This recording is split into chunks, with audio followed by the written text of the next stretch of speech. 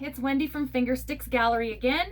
So I told myself, and I think I've told you guys, I wasn't going to do deco art pouring medium again, but I've remixed all of my paint and I think I want to give it another try. So before I do that, I want to show you on a previous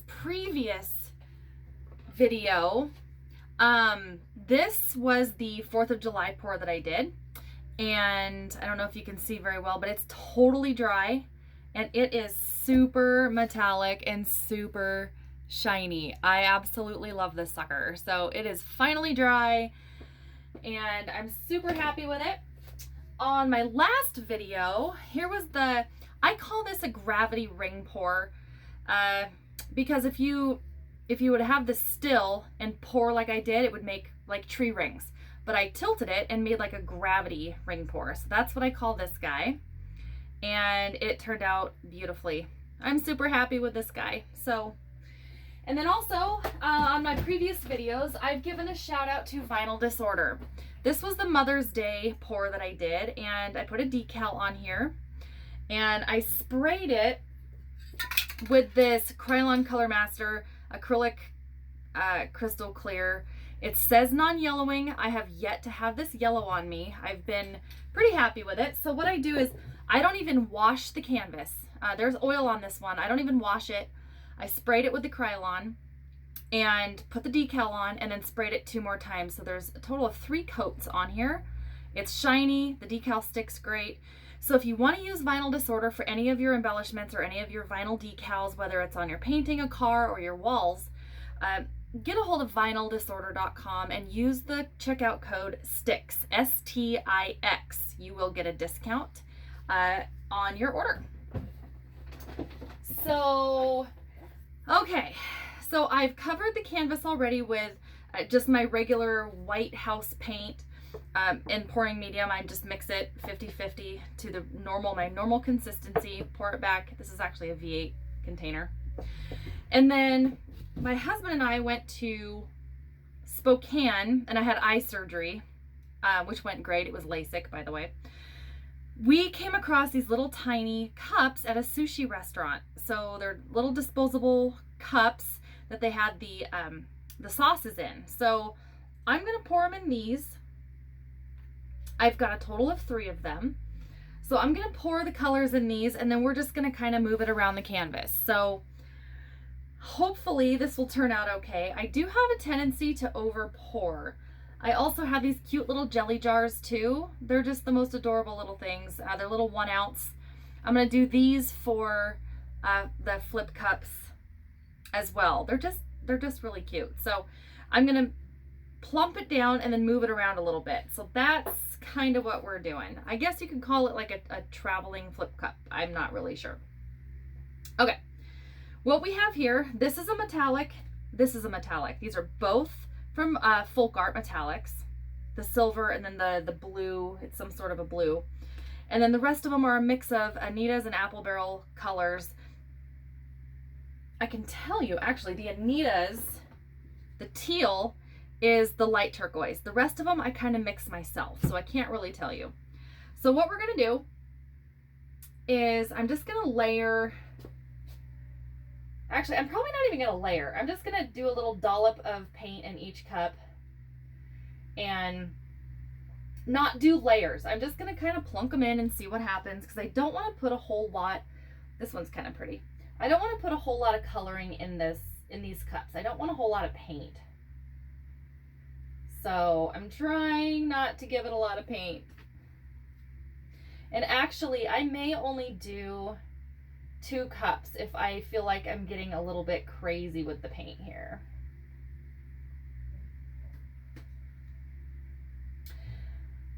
All of these paints also have oil except for this purple that I'm putting in right now. So they all have approximately 1 drop of the treadmill silicone spot on oil to 1 ounce of paint. This is that white metallic. It's so pretty. I love the metallic from the Folk Art.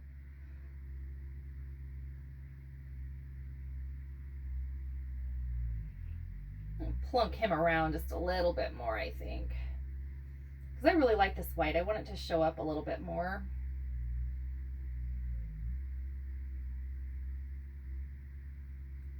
And this is a solid white background. Normally I don't do a solid white background. I do like a cream color, but considering the colors that we have going on here, I think white was the best choice. So not a lot of paint in these little cups. I don't know how big they are, probably an ounce. I probably maybe have a 1/4 ounce of paint in each cup. And also, I sprayed the cups with a little bit of silicone and I wiped them out really well just to help the paint come out. Like, I don't know if you can see that guy, but it's already releasing. So I just used the WD-40 silicone. So give that just a second. So I really want you guys to comment. I would love to maybe do something wild and crazy that you guys haven't seen before. So comment below, let me know what you guys want to see, because I'm super excited to show you guys something either you're scared to do, haven't seen, want me to do it first, or just curious about something, or you have a new idea. So let me know what you want to see, and I would be really happy to do that. This is an 8x10 canvas. I normally do these little test projects on an 8x10. Now I've done these before, but not in this small scale. And it's kind of fun. But again, I'm giving the Deco Art pouring medium another try. Again, we have not gotten along. Every single time I've used this pouring medium, my paints crack. So if anybody has any suggestions as to what the heck to do to make it not crack, I'd really love to know. Okay, so I'm gonna add, actually, I'm gonna add a little bit, this is acrylic enamel, it's just pure white. I pour it back into the glue all bottle because it's easier to pour around the cups. I'm just gonna see, because I want the paint to come out kind of like he's doing right there. So I'm gonna add just a little bit of paint around, and I'm running out. Uh-oh, getting clogged up too.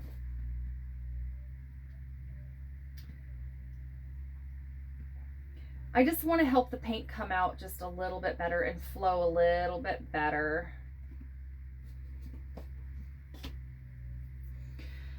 Okie dokie.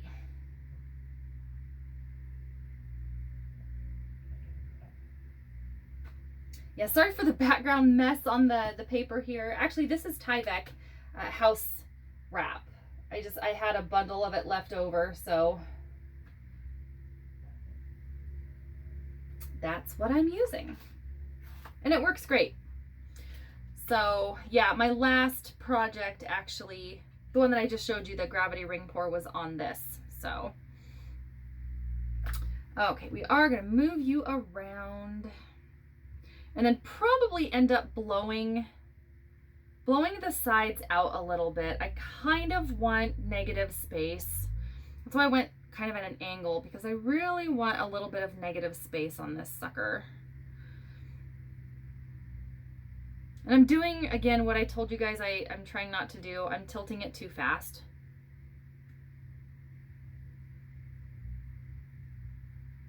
I don't know if it's an impatience thing, or I'm not really even sure.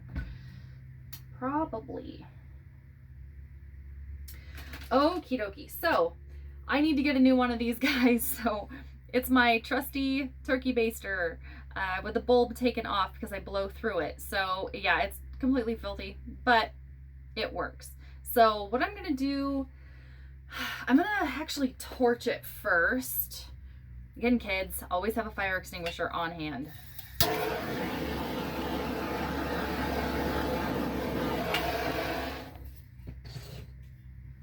So we're getting some cool webbing already. So if the Deco Art does not crack this time, I don't know.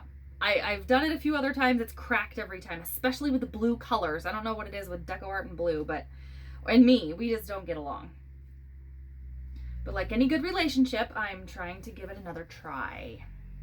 I don't know if that's a good thing or bad thing in my situation, but I'm trying. Okay.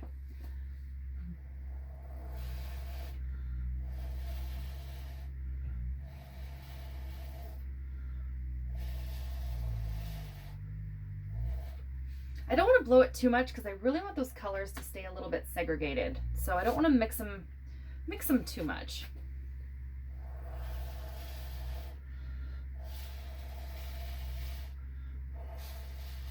And guys, I'm just barely trying to hit the very edge of the paint. I'm not going inward too awful far because I want it to be kind of feathery on the edges.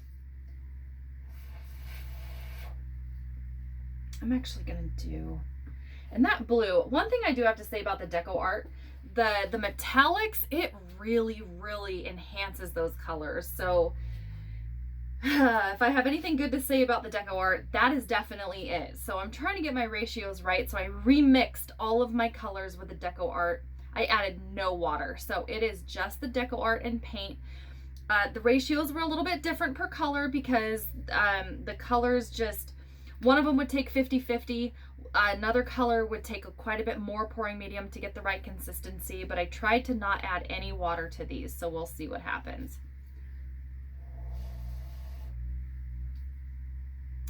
Okay, so this one was short and sweet, guys. I just had a couple minutes. My husband's out moving brush for the sheep fence, so I figured, I have a minute.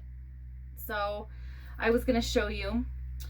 So this is it. This is the very small 1 ounce, very little color paint on the background. And to be honest, these are just leftover paints that I had. They were in little, this size bottle, and they were almost empty. So I just remixed all my paints to get rid of some bottles. That's why I kind of chose these colors. Anyway, I'm gonna torch it one more time and then I'll show you a close-up.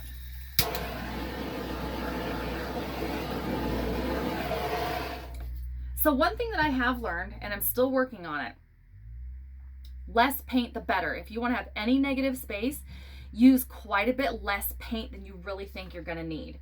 So in these little cups, I was only right above, I think, this little ridge. So there was probably just a 1/4 ounce of paint. So there's a, I don't even want to say a 1/4 ounce.